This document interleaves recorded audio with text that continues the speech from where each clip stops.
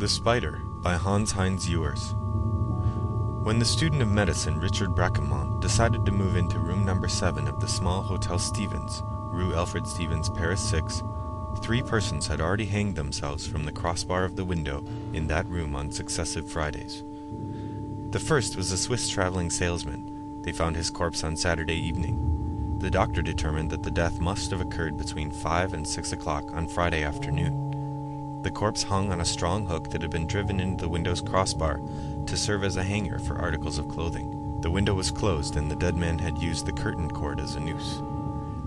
Since the window was very low, he hung with his knees practically touching the floor, a sign of the great discipline the suicide must have exercised in carrying out his design. Later, it was learned that he was a married man, a father.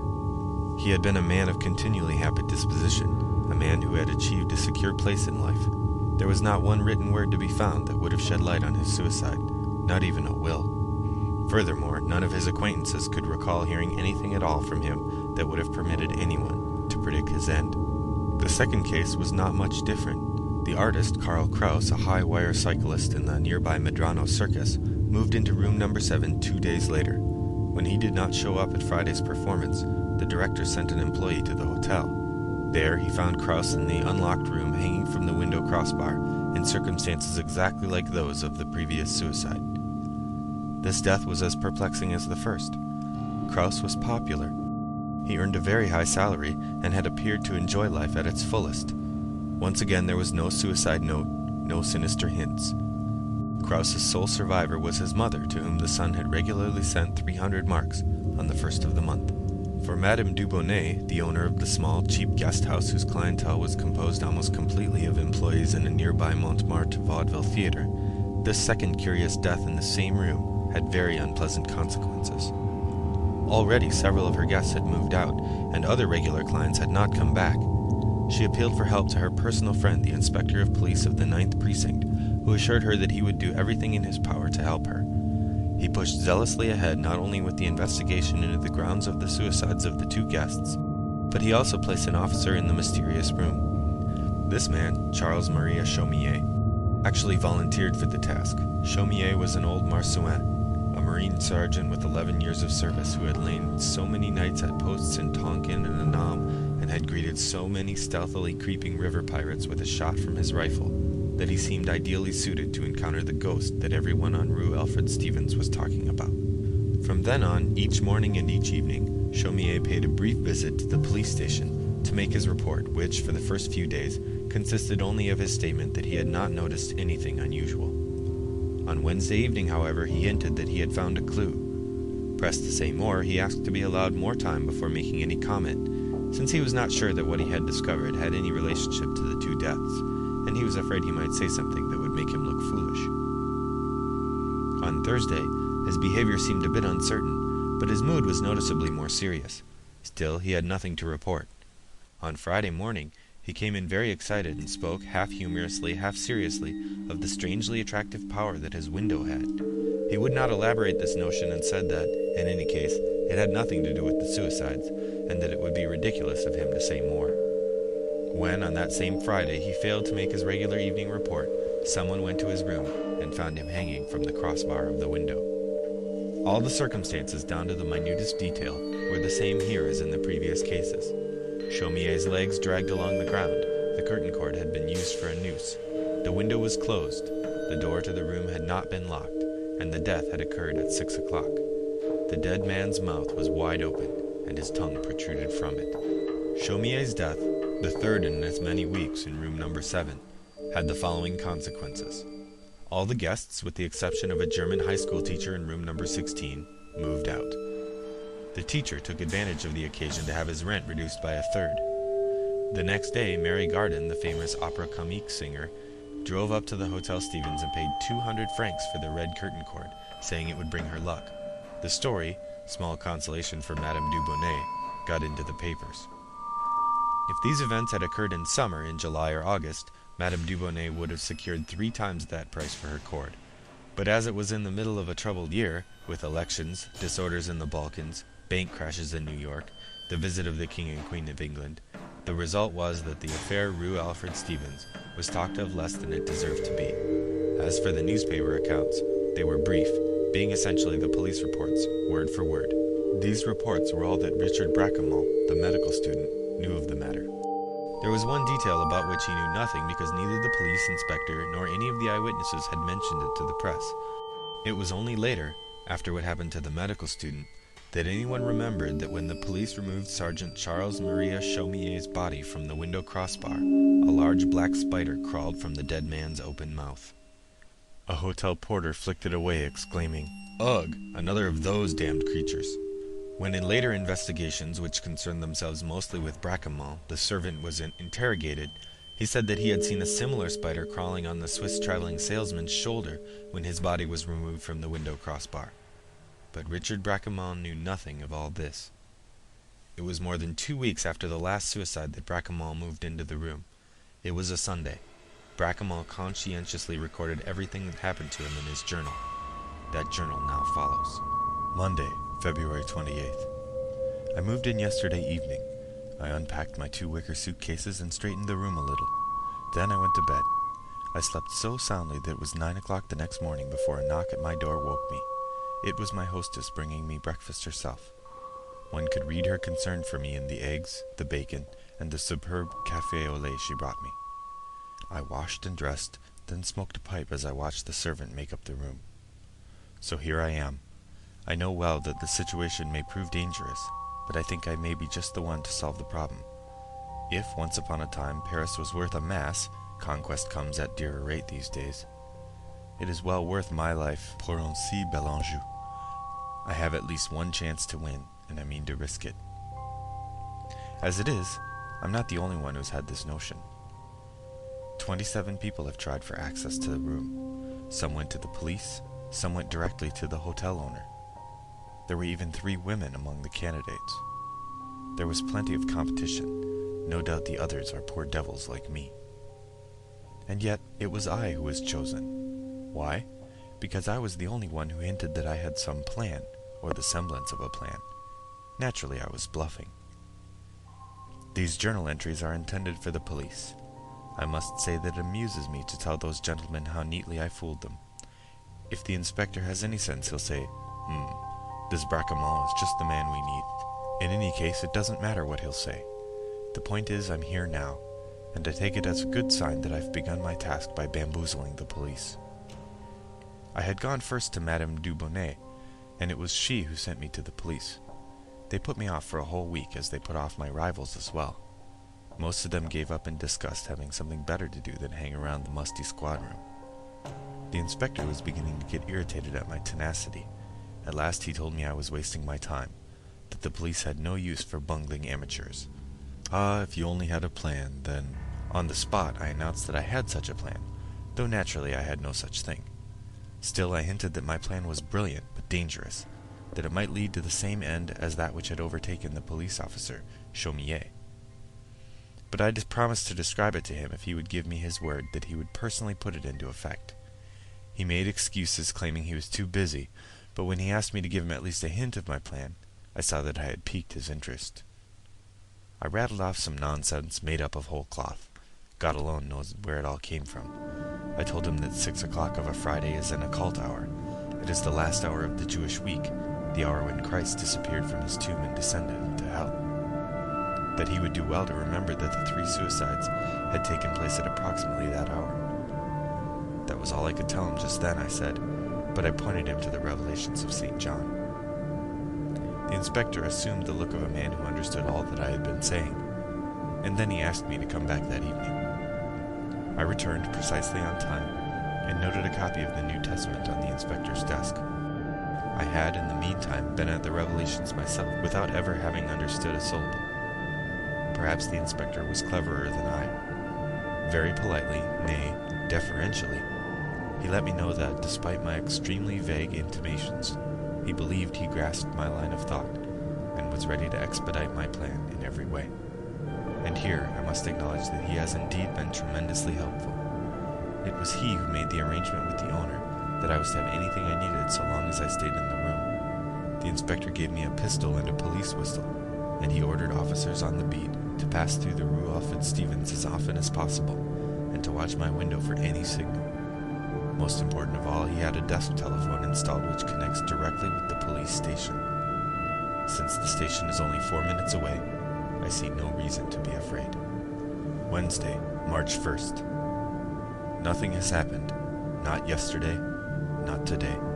Madame Dubonnet brought a new curtain cord from another room. The rooms are mostly empty, of course. Madame Dubonnet takes every opportunity to visit me, and each time she brings something with her. I've asked her to tell me again everything that happened here, but I have learned nothing new. She has her own opinion of the suicides. Her view is that the music hall artist, Krauss, killed himself because of an unhappy love affair. During the last year that Krauss lived in the hotel, a young woman had made frequent visits to him. These visits had stopped just before his death. As for the Swiss gentleman, Madame Dubonnet confessed herself baffled. On the other hand, the death of the policeman was easy to explain. He had killed himself just to annoy her. These are sad enough explanations, to be sure, but I let her babble on to take the edge off my boredom. Thursday, March 3rd. Still nothing. The inspector calls twice a day. Each time I tell him that all is well. Apparently these words do not reassure him. I have taken out my medical books and I study, so that my self-imposed confinement will have some purpose. Friday, March 4th. I ate uncommonly well at noon. The landlady brought me half a bottle of champagne. It seemed a great meal for a condemned man. Madame Dubonnet looked at me as if I were already 3/4 dead. As she was leaving, she begged me tearfully to come with her, fearing no doubt that I would hang myself, just to annoy her. I studied the curtain cord once again. Would I hang myself with it? Certainly I felt little desire to. The cord is stiff and rough, not the sort of cord one makes a noose of. One would need to be truly determined before one could imitate the others. I am seated now at my table. At my left, the telephone. At my right, the revolver. I'm not frightened, but I am curious. 6 o'clock the same evening. Nothing has happened. I was about to add, unfortunately. The fatal hour has come and has gone like any 6 o'clock on any evening. I won't hide the fact that I occasionally felt a certain impulse to go to the window, but for a quite different reason than one might imagine. The inspector called me at least 10 times between 5 and 6 o'clock. He was as impatient as I was. Madame Dubonnet, on the other hand, is happy. A week has passed without someone in number 7 hanging himself. Marvelous. Monday, March 7th. I have a growing conviction that I will learn nothing, that the previous suicides are related to the circumstances surrounding the lives of the 3 men. I have asked the inspector to investigate the cases further, convinced that someone will find their motivations. As for me, I hope to stay here as long as possible. I may not conquer Paris here, but I live very well, and I'm fattening up nicely. I'm also studying hard, and I'm making real progress. There is another reason, too, that keeps me here. Wednesday, March 9th. So, I have taken one step more. Claramonda. I haven't yet said anything about Claramonda. It is she who is my 3rd reason for staying here. She is also the reason I was tempted to go to the window during the fateful hour last Friday, but of course, not to hang myself. Claramonda. Why do I call her that? I have no idea what her name is, but it ought to be Claramonda. When I finally ask her name, I'm sure it will turn out to be Claramonda. I noticed her almost at once, in the very first days. She lives across the narrow street, and her window looks right into mine. She sits there, behind her curtains. I ought to say that she noticed me before I saw her, and that she was obviously interested in me. And no wonder. The whole neighborhood knows I am here, and why. Madame Dubonnet has seen to that. I am not of a particularly amorous disposition. In fact, my relations with women have been rather meager. When one comes from Verdun to Paris to study medicine, and has hardly money enough for 3 meals a day, one has something else to think about besides love. I am then not very experienced with women, and I may have begun my adventure with her stupidly. Never mind, it's exciting just the same. At first, the idea of establishing some relationship with her simply did not occur to me. It was only that, since I was here to make observations, and since there was nothing in the room to observe, I thought I might as well observe my neighbor, openly, professionally. Anyhow, one can't sit all day long just reading. Claramonda, I have concluded, lives alone in the small flat across the way. The flat has 3 windows, but she sits only before the window that looks into mine. She sits there, spinning an old-fashioned spindle, such as my grandmother inherited from a great aunt. I had no idea anyone still used such spindles. Claramonda's spindle is a lovely object. It appears to be made of ivory, and the thread she spins is of exceptional fineness. She works all day behind her curtains and stops spinning only as the sun goes down. Since darkness comes abruptly here in this narrow street, and in this season of fogs, Claramonda disappears from her place at 5 o'clock each evening. I have never seen a light in her flat. What does Claramonda look like? I'm not quite sure. Her hair is black and wavy, her face pale. Her nose is short and finely shaped with delicate nostrils that seem to quiver. Her lips, too, are pale, and when she smiles it seems that her small teeth are as keen as those of some beast of prey. Her eyelashes are long and dark, and her huge dark eyes have an intense glow. I guess all these details more than I know them. It is hard to see clearly through the curtains. Something else. She always wears a black dress embroidered with a lilac motif, and black gloves, no doubt to protect her hands from the effects of her work. It is a curious sight, her delicate hands moving perpetually, swiftly grasping the thread, pulling it, releasing it, taking it up again, as if one were watching the indefatigable motions of an insect. Our relationship? For the moment, still very superficial, though it feels deeper. It begun with a sudden exchange of glances in which each of us noted the other. I must have pleased her, because one day she studied me a while longer, then smiled tentatively. Naturally, I smiled back. In this fashion 2 days went by, each of us smiling more frequently with the passage of time. Yet something kept me from greeting her directly. Until today. This afternoon I did it, and Claramonda returned my greeting. It was done subtly enough to be sure, but I saw her nod. Thursday, March 10th. Yesterday, I sat for a long time over my books, though I can't truthfully say that I studied much. I built castles in the air and dreamed of Claramonda. I slept fitfully. This morning, when I approached my window, Claramonda was already in her place. I waved and she nodded back.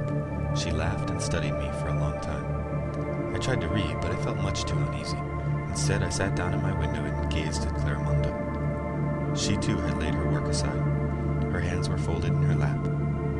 I drew my curtain wider with the curtain cord so that I might see better. At the same moment, Claramonda did the same with the curtains at her window. We exchanged smiles. We must have spent a full hour gazing at each other. Finally, she took up her spinning. Saturday, March 12th. The days pass. I eat and drink. I sit at the desk. I light my pipe. I look down at my book, but I don't read a word, though I try again and again. Then I go to the window where I wave to Claramonda. She nods. We smile. We stare at each other for hours. Yesterday afternoon at 6 o'clock I grew anxious. The twilight came early, bringing with it something like anguish. I sat at my desk. I waited until I was invaded by an irresistible need to go to the window. Not to hang myself, but just to see Claramonda. I sprang up and stood beside the curtain where it seemed to me I had never been able to see so clearly, though it was already dark. Claramonda was spinning, but her eyes looked into mine. I felt myself strangely contented, even as I experienced a light sensation of fear. The telephone rang. It was the inspector tearing me out of my trance with his idiotic questions. I was furious. This morning the inspector and Madame Dubonnet visited me. She's enchanted with how things are going. I've now lived for 2 weeks in room number 7. The inspector, however, does not feel he is getting results. I hinted mysteriously that I was on the trail of something most unusual. The jackass took me at my word and fulfilled my dearest wish. I've been allowed to stay in the room for another week. God knows it isn't Madame Dubonnet's cooking or the wine cellar that keeps me here. How quickly one can be sated with such things. No, I want to stay because of the window Madame Dubonnet fears and hates. The beloved window that shows me Claramonda. I have stared out of my window, trying to discover whether she ever leaves her room, but I've never seen her set foot on the street. As for me, I have a large, comfortable armchair and a green shade over the lamp, whose glow envelops me in warmth. The inspector has left me with a huge packet of fine tobacco, and yet I cannot work. I read 2 or 3 pages only to discover that I haven't understood a word. My eyes see the letters, but my brain refuses to make any sense of them. Absurd. As if my brain were posted, "No trespassing." It is as if there were no room in my head for any other thought than the one, Claramonda. I push my books away. I lean back deeply into my chair. I dream. Sunday, March 13th. This morning I watched a tiny drama while the servant was tidying my room. I was strolling in the corridor when I paused before a small window in which a large garden spider had her web. Madame Debonnet will not have it removed because she believes spiders bring luck, and she's had enough misfortunes in her house lately. Today, I saw a much smaller spider, a male, moving across the strong threads toward the middle of the web, but when his movements alerted the female, he drew back shyly to the edge of the web from which he made a second attempt to cross it. Finally, the female in the middle appeared attentive to his wooing and stopped moving. The male tugged at a strand gently, then more strongly till the whole web shook. The female stayed motionless. The male moved quickly forward, and the female received him quietly, calmly, giving herself over completely to his embraces. For a long minute they hung together, motionless, at the center of the huge web.